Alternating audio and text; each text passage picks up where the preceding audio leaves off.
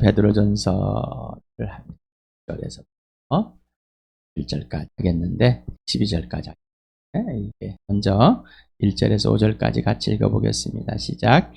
예수 그리스도의 사도인 베드로가 본도와 갈라디아와 갑바도기아와 아시아와 비두니아에 흩어져 사는 나그네들인 택하심을 입은 이들에게 이 편지를 씁니다. 하나님 아버지께서 여러분을 미리 아시고 성령으로 거룩하게 해주셔서 여러분은 순종하게 되고 예수 그리스도의 핏부림을 받게 되었습니다. 여러분에게 은혜와 평화가 더욱 가득 차기를 빕니다. 우리 주 예수 그리스도의 하나님 아버지께 찬양을 드립시다. 아버지께서는 그 크신 자비로 우리를 새로 태어나게 하셨습니다.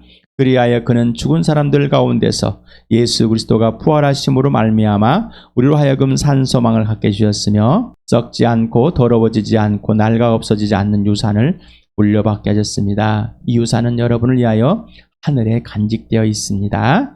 하나님께서는 여러분의 믿음을 보시고 그의 능력으로 여러분을 보호해 주시며 마지막 때 나타나기로 되어 있는 구원을 얻게 해주십니다. 우리가 받을 유산이 하늘에 간직되어 있다고 그래서 지금 하늘과 내가 분리되어 있는 그런 상황은 아니라고 그랬습니다. 예수 그리스도 안에 주님과 함께 하나님께서 살려내셔서 우리를 하나님 나라에 들어가 있어. 그래서 그게 간직되어 있는 것이 예수 안에서 온전히 이루어져 있는 것을 보게 되었고 우리는 예수 그리스도가 내 안에 있으므로 그것을 갖게 된 겁니다. 이미 소유한 겁니다. 이미 소유했기 때문에 하늘에 간직되어 있습니다. 소유하지 않았다면 앞으로 받을 것인데 이 상속이 올지 안 올지 얼마나 불안하겠습니까? 그러나 예수 그리스도 안에서 우리는 이미 구원에 있고 이미 하늘나라에 들어가 있습니다. 그러나 아직은 아니라고 했습니다.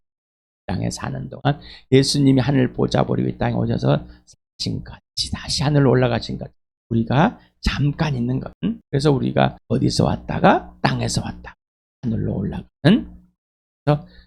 그래서 예수같이 하늘에 간직되어 있으니까 하늘에서 왔다가 하늘로 가는. 이미 우리는 하나님의 나라에 들어가 있지만 아직 남아있다 표현한다고들 했습니다. 6절에서부터 같이 읽겠습니다. 시작.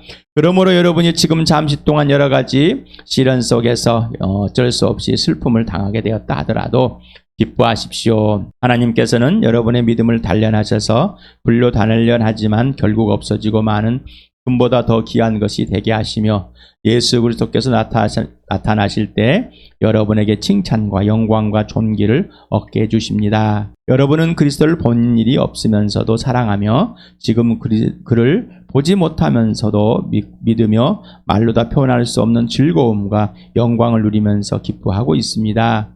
여러분의 믿음의 목표 곧 여러분의 영혼의 구원을 받고 있는 것입니다. 예언자들은 이 구원을 자세히 살피고 연구하였습니다. 그들은 여러분이 받을 은혜를 예언하였습니다. 누구에게 또 어느 때에 이런 일이 일어날 것인지를 그들이 연구할 때 그들 안에 계신 그리스도 영이 그리스도에게 닥칠 고난과 그 뒤에 올 영광을 미리 증언하여 드러내 주었습니다. 예언자들은 자기들이 섬긴 이 일들이 자기들을 위한 것이 아니라 여러분을 위한 것임을 계시로 알게 되었습니다. 그 일들은 오늘 하늘로부터 보내주신 성령을 힘입어서 여러분에게 복음을 전한 사람들이 이제 여러분에게 선포한 것입니다. 그 일들은 천사들도 보고 싶어하는 것입니다. 그러므로 잠시 동안 여러 가지 시련 속에서 어쩔 수 없이 슬픔을 당하게 되어 있다만 기뻐하라. 내용들을 보겠습니다. 지금이라는 아르트라 헬라어는 이제 바로 지금 이 순간 앞으로 차후의 장래 이런 의미가 다 포함되어 있습니다. 그래서 사용하는 곳에 따라서 지만은 지금 여기에서도 마찬가지입니다. 지금 잠시 동안 그러나 지금부터 차후 어느 순간까지 일정 기간 동안은 지속된다. 그러나 그 기간이 짧다라는 겁니다. 그래서 당장 지금 여기에가 뿐만 아니라 어떤 잠시 동안에 지속되는 기간을 포함하고 있다는 의미라고 보면 좋겠습니다. 여러 가지라는 이 보이키로스라는 이 다채로운 가지각색, 각양각색의 각가지 형형색색의 이런 표현을 하고 있습니다. 어떤 주석가는 술을 넣었을 때 앞에는 아주 예쁘게 그 뒤에 흐크러져 있는 모습들을 보면 그 밑에서 뭐 이렇게 한다라고 주석가들이 표현하고 있는 것 같습니다. 시험인데 여기서는 그걸 시련으로 놨습니다. 시험이냐 시련이냐 이런 또 굉장한 또 논란들이 있고 그런데 어떤 학자가 이거를 시험과 시련을 좀 구분해 놓는데 일조하신 분이 좀 계십니다. 그래서 좀 알아보겠습니다. 이 시험 페이라스모스라는 헬라어가 있습니다. 출애굽기 17장 7절에 있는 것을 이거를 이렇게 번역을 해놨습니다. 70인역에서 마사 잤죠. 마사 이스라엘 백성들이 광야에 나가고 하나님만 대적하고 대들고 시험하는 것을 무리바라는 곧 마사에서라는 것 나옵니다. 그래서 마사라는 게 이게 하나님을 시험했다 뜻입니다. 여기에서 시험, 유혹이라는 것을 이 의미는 더 나쁘게 만드는 것입니다. 시련이라는 도키미원이라는 27년 다음 베드로 전서 1장 7절에 나옵니다. 이 단어는 단련, 연단, 증명하고 또 이 다음도 시험합니다. 더 잘 될 수 있도록 하는 것입니다. 그래서 이 말은 더 좋게 하라는 의미다. 스가랴서 13장 9절에서 반이라는 히브리어가 나옵니다. 그래서 시련을 더 좋게 만들어내는 어떤 고통이 있는 것을 봅니다. 그래서 도미키라는 헬라어가 있는데 연단 시련 어떤 인격의 성품을 변화시킬 때 사용되었던 이 단어입니다. 그래서 시험을 찾아봤더니 유혹이 뭐예요? 깨어서 정신을 혼미하게 하거나 좋지 아니한 길로 이끄는 것이 유혹입니다. 그래서 이런 것을 시험하다. 시련, 연단은 뭐냐? 겪기 어려운 단련이나 고비, 의지나 사람됨을 시험하여 봅니다. 그래서 의지나 사람됨을 시험하여 본다고 해서 이게 또 시험이라는 언어로 표현되었는데 어떻게 어떤 것을 표현할까? 테스트로 할 것인가, 템프테이션 할 것인가, 트라이로 할 것인가, 뭐 이걸 영어에서도 좀 굉장한 번역의 표현에 적재적소에 잘 표현되었는데 베드로전서 1장 6절에 시험, 유혹이라는 말도 낫지 않을까 생각이 듭니다. 새 번역은 잘 번역하다가도 이렇게 번역해서 개역 개정에서는 시험으로 표현되어 있습니다. 그렇게 17장 7절을 보니까 이스라엘 자손이 거기에서 주님께 대들었다고 해서 사람들은 그곳의 이름을 무리바, 다툼이라는 뜻입니다. 라고 하고 또 거기에서 야훼께서 우리 가운데 계시는가 안 계시는가 하면서 야훼를 시험하였다고 해서 이곳의 이름을 마사라, 유혹했다, 시험했다. 하나님이 있는지 없는지 들어봤다는 얘기입니다.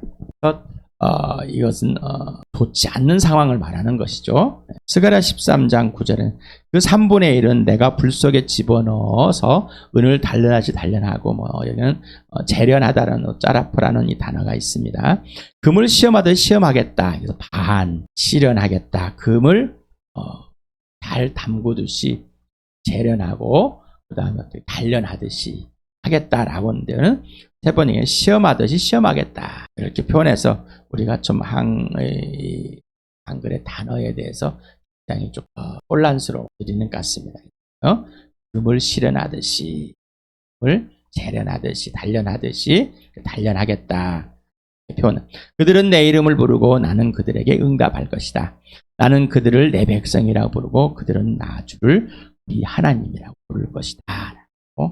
보냈었습니다. 예레미야 20장 12절에 만군의 하여 주님은 의로운 사람을 시험하시고 여기서는 사람들에게 흔들어 보는 거 모르면서 하나님께서 우리에게 테스트를 해가지고 의로운 사람을 의로운 사람 하나님께 옳다고 인정이 되는 사람들을 어떻게 해요? 더 정렬하게끔 더 단단하게끔 해주신다는 의미입니다. 그래서 생각과 마음을 감찰하시는 분. 이 마음이 흔들리지 않도록 하나님을 향한 마음을 흔들리지 않도록 계속해서 그를 단련시켜주는 내용입니다. 그런 내용인데 이거를 시험해가지고 몇 점 맞을까 이런 것이 아닙니다. 우리를 유혹해 좋지 않게끔 만들려는 그런 의도가 아니십니다. 그러니 이 시험이란 이 우리나라의 말의 다름이 어떻게 표현할 시련, 단련이란 의로운 사람 단련하시고 그래서 생각과 마음을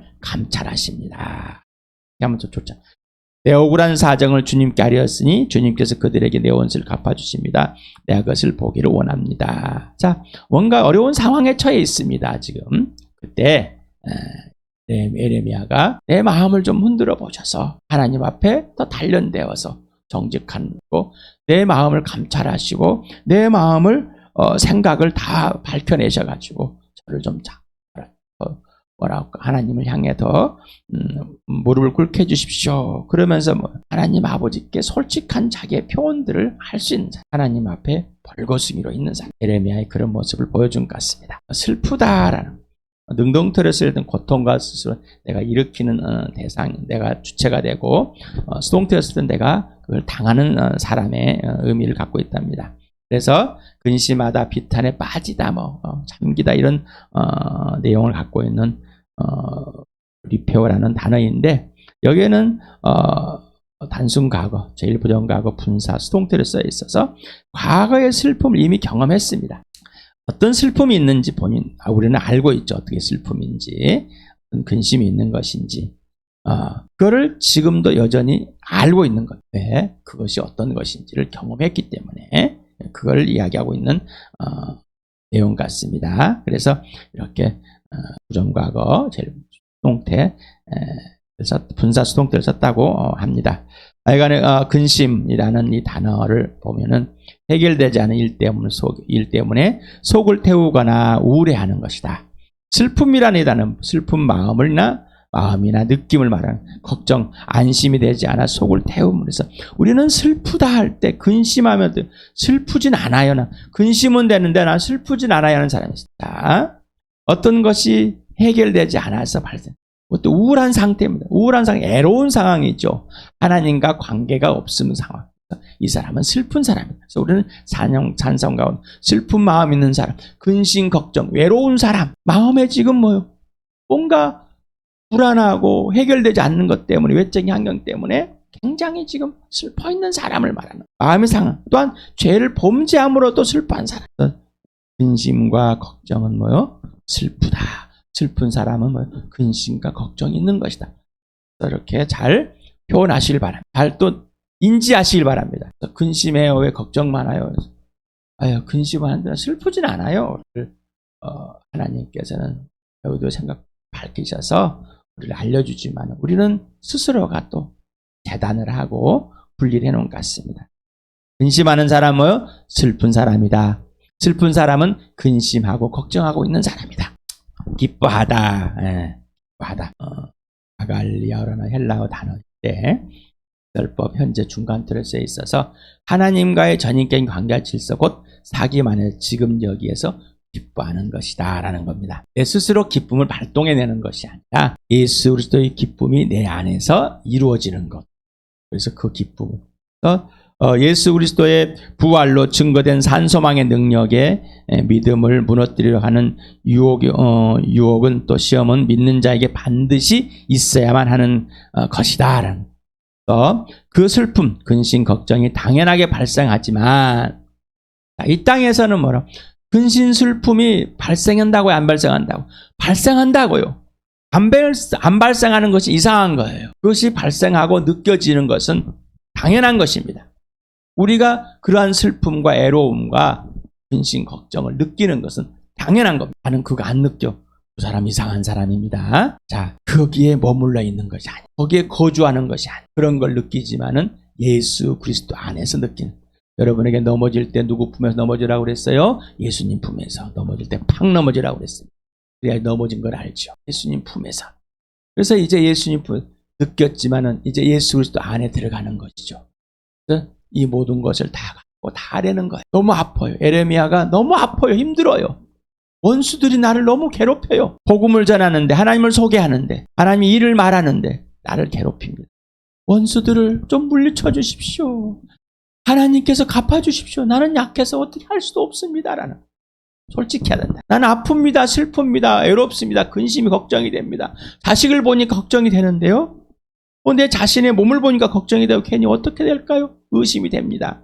솔직히 해야 된다는 것이죠. 자, 예수님 안에 재빨리 죽으시고 부활하신 그리고 다시 오실 예수 그리스도 곧 그분의 사랑 안에 머물러 예수를 사랑함으로 예수의 기쁨이 당신에게 있게 하고 그 기쁨이 당신의 것이 되어 넘치게 하는 삶인 것입니다. 자, 고난과 핍박과 어려움 모든 걸 위해서 당연한 겁니다. 이 땅에서 있는 건 우리는 당연한 거예요. 이 땅에 있는 거 다 느끼고 사는 거예요. 피하지 마시기 바랍니다. 그러나 그건 잠깐 있는 겁니다. 예수를 믿음으로 예수님을 전함으로 우리가 예수님과 함께 삶으로 겪어지는 것들은 당연히 있습니다. 그래서 시험과 유혹은 지난번에 한번 했죠. 또 마태복음 5장 11절 12절처럼 우리 한번 읽어볼까요? 시작. 너희가 나 때문에 모욕을 당하고 박해를 받고 터무니없는 말로 온갖 비난을 받으면 복이 있다. 너희는 기뻐하고 즐거워하여라. 하늘에서 받을 너희 상이 크기 때문이다. 너희보다 먼저 온 예언자들도 이와 같이 박해를 받았다. 예수님 때문에 모욕고 박해, 터무니없는 비난, 죽음, 고통, 고난이 있는 건 당연하다고요. 이 땅에서 이걸로 해서 우리가 슬퍼하고 근심하고 걱정하는 것은 당연한 겁니다. 또한 이 땅에서 몸이 아픈 것도 당연한 겁니다. 이 땅에서 있으면서 배고픈 것도 당연한 거고요. 그 당연함으로 받아. 왜 예수 믿는데 이런 일이 나냐고 불평과 불만을 하나님과 하나님을 시험하지 마시 말고 솔직하라는 것이죠. 네, 기뻐하고 즐거워하랍니다. 아이고 기쁘다. 억지로 그런 것이 아니라 예수님이 나를 사랑같이 내가 예수를 사랑 안에 머물게 있으면 예수님의 기쁨이 내 안에서 그 슬픔에 빠지지 않는 거예요. 거기에 머물러 즐거워 예수 그리스도의 기쁨에 있게 되는 겁니다. 그래서 하늘에서 받을 상이 이미 있다는 것을 당연히 복음을 전해서 우리에게 다음에 나옵니다마는 이 예수 그리스도를 전해주려고 하는 예언자들 핍박을 그대로 받았습니다. 하나님께서는 여러분의 믿음을 단련하셔서 불로 단련하였지만 결국 없어지고 많은 금보다 더 귀한 것이 되게 하시며 예수 그리스도께서 나타나실 때 여러분에게 칭찬과 영광과 존귀를 얻게 해주십니다. 없어지다 여기 말은 완전히 사라지다, 멸망시키다라는 뜻을 갖고 있다 합니다. 그래서 사단과 세상에서 믿음이 파괴를 같은 이 상태를 말해서 여기를 그런 것이 분사 현재 중간태로 이렇게 써가지고 구체적으로 표현을 해준 것 같습니다. 얻다 되다 이러는 잤는데 프리스코런이 다는데 찾아내는 겁니다. 발견해내는 겁니다. 근데 가정법 단순과고 수동태를 써가지고 과거에 실제 경험된 신뢰가 있어요. 행실 곧 금의 재련을 통해서 반드시 성장했처럼 분명한 목적을 성취한 게 있습니다.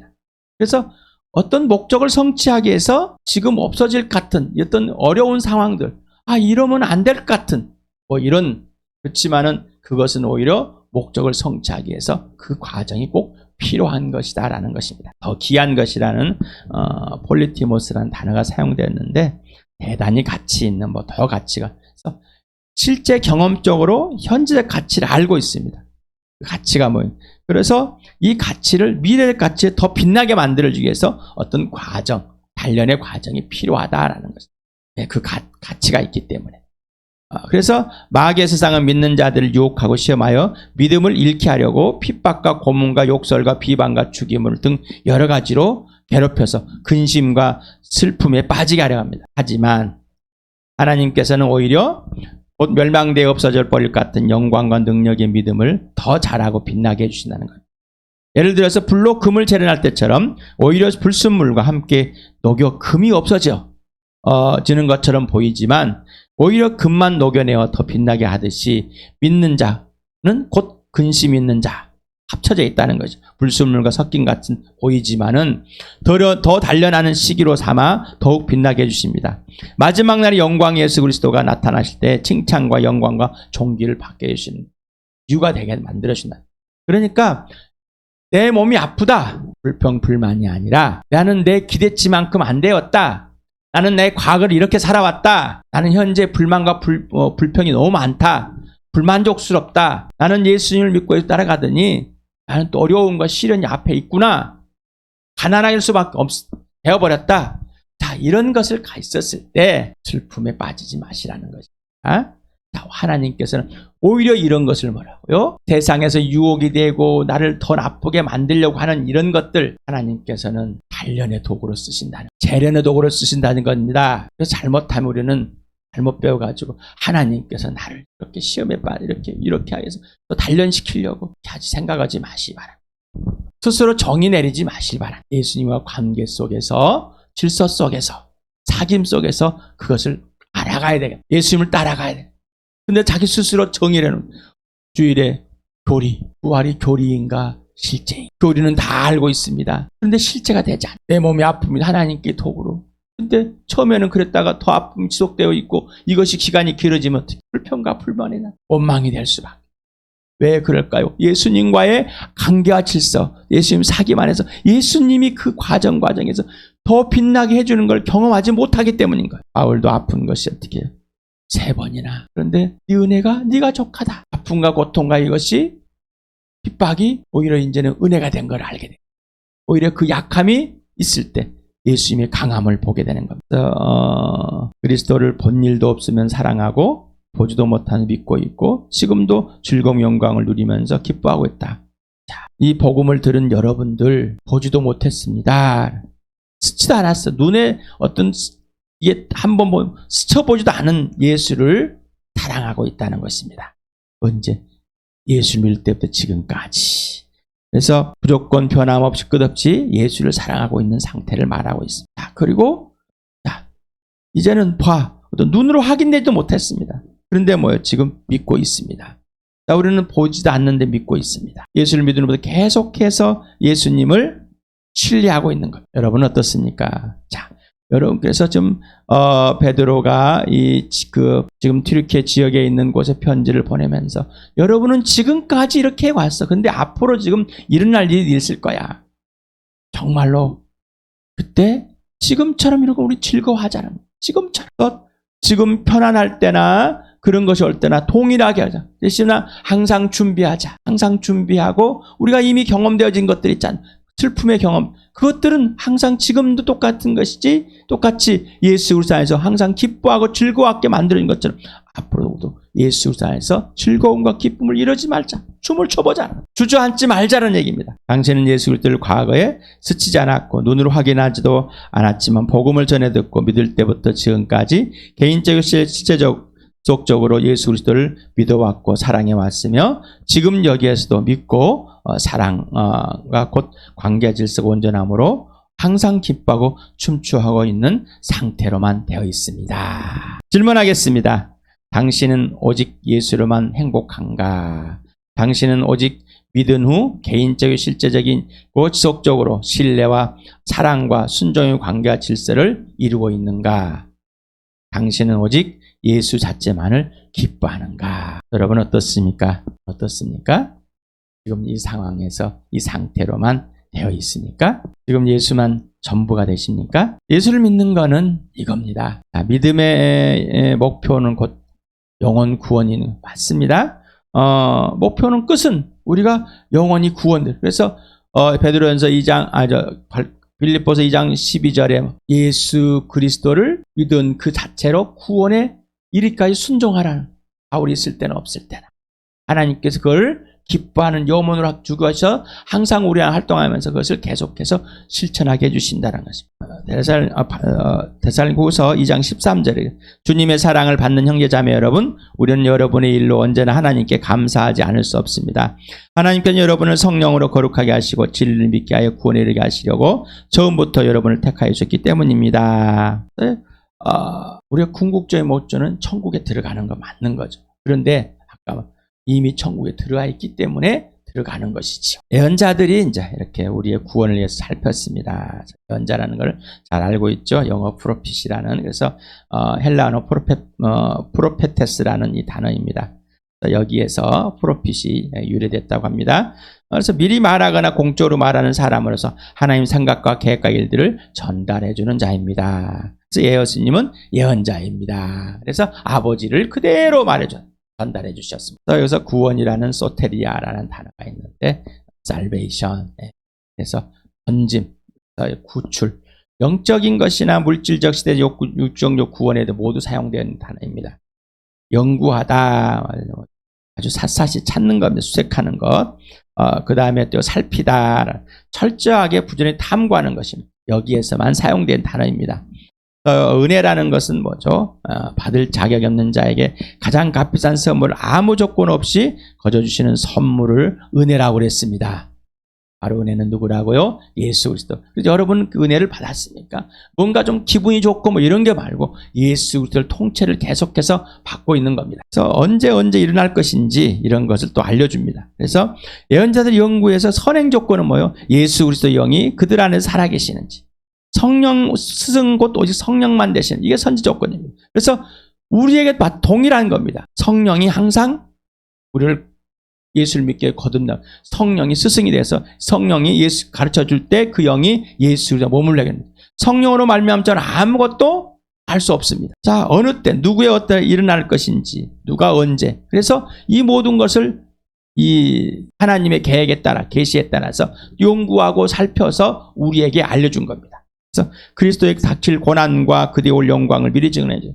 그래서 특히 이사야 53장을 그 예수님의 죽으심 맞고 터지고 고난받고 죽고 부활하는 이 모든 것을 전부 다 나타냈습니다. 예언자들은 이 섬긴 것이 우리를 위해서입니다. 그래서 자기 스스로 찾아내고 발견한 것이 아니라 하나님의 계시 곧 알려주신 것만 알고 증언했습니다. 하나님의 아들 예수 그리스도는 아버지가 하라는 행동과 하라는 말만 했다고 그랬죠. 복음서를 꼭 읽어보시기 특히 요한복음서 읽어보면은 계속 예수가 주인이면 예수가 하라는 대로 합니다.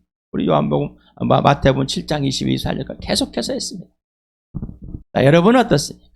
저는 어떻습니까? 예수님이 가르쳐주고 성령이 가르쳐준 것 외에는 내가 알 수가 없습니다. 정보나 지식으로는 내가 안다는 것이 아니라 이거는 실제적인 예수 그리스도의 경험에서 관계, 사귐에서만 아는 겁니다. 그리고 그게 실제가 돼야 됩니다. 남의 거 빌려와서 정보를 와서 전달해 줄 수는 있습니다. 내가 여러분에게 예수를 전하는 것은 전해받은 그 예수, 내 안에 살아계신 예수를 전하는 것이지 뭔가 배워서 전하는 거나 모두가 다 똑같습니다. 성경을 기록해 놓은 지금 베드로가 이 베드로 전서를 기록해 놓은 이 상황도 자기가 뭔가 알아서가 아니라 예수님이 알려주셨기 때문에 성령이 알려주셨기 때문에 하는 겁니다. 그리스도의 영, 성령. 예언자들은 자신들이 아닌 우리를 위해서 계시해 주신 그대로 영과에 증언해 주었습니다. 사도들은 예수 그리스도를 나타내심을 죽으심과 부활로 예수를 알고 증거해 줬습니다. 이 모든 사실을 천사들도 보고 싶어 했습니다. 다시 말하면 천사들은 모른다는 겁니다. 근데 어찌 천사들은 누구를 섬기로 만들었어요? 사람을 섬기로. 그런 천사들 자기보다 높게. 그래서 마귀를 우리를 섬기라고 만들었는데 우리의 주인 되어버렸어요. 아비가 되어버렸어. 뭔가 틀려도 한참 틀려. 천사 숭배하려고. 천사는 더 존귀하려고. 나보다 높다. 아니요. 하나님께서는 만들 때 질서를 있게 만들었어요. 천사는 우리를 믿는 자들을 위해서 만들었습니다. 여러분이 사도들이 전해준 이 복음을 전해받고 드리고 있으니까 여러분이 스스로 예수를 알았습니다. 히브리서를 보니까 이렇게 써 있습니다. 하나님께서 옛날에는 예언자를 통하여 여러 번에 걸쳐서 여러 가지 방법으로 우리 조상들이 말씀하셨으나 이 마지막 날은 아들을 통하여 우리에게 말씀하셨습니다. 하나님께서는 아들을 만물의 산속자로 세우셨습니다. 그들을 통하여 온 세상을 지으신 것입니다.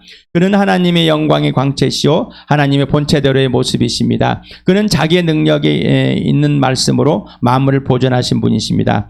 그는 죄를 깨끗하게 하시고서 높은 곳에서 계신 존엄하신 분의 오른쪽에 앉으셨습니다. 자, 예수 그리스도가 이 땅에 오셨고 저 예언자를 통해서 그 다음에 이제는 아들을 통해서 분명하게 히브리서도 이렇게 말하고 우리가 로마서 수없이 봤었죠.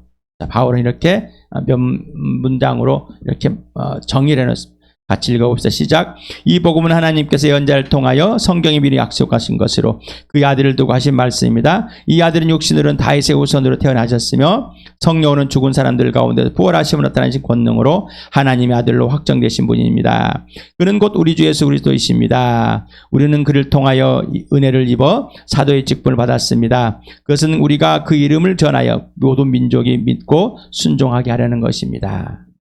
자, 그래서 예언자를 통해서 미리 말하신 예수, 죽으시고 부활하셔서 하나님 아들 되신 예수, 어떤 고난을 받고 언제 누구에게 어느 때 일어나야 될 것인지 곧 예수 그리스도를 계시한. 그래서 구약은 구속사적으로 예수 그리스도를 증명한 것이다. 그래서 이 예수 그리스도의 하나님께서 예수님을 죽은 사람들 가운데 살려셔서 부활을 보여주고 우리를 다시 죽은 자가 살아서 거듭나게 하셔서 우리에게 유산을 주시고 그 믿음의 능력을 보시고 우리에게 마지막 하늘에 간직되어 있는 것을 예수님 오실 때 진짜로 알게 해주신다는 것입니다.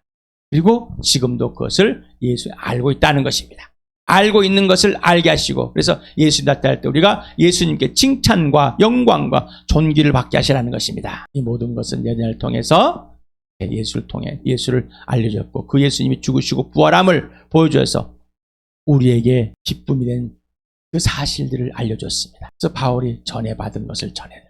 성경을 통해서 성경대로 오셔서 성경대로 죽으시고 성경대로 부활했다. 여러분, 성경에 있는 그 예수, 그리고 지금 살아계신 예수, 동일한 예수, 그리고 전해받은 예수, 동일한 예수가 되길 바랍니다.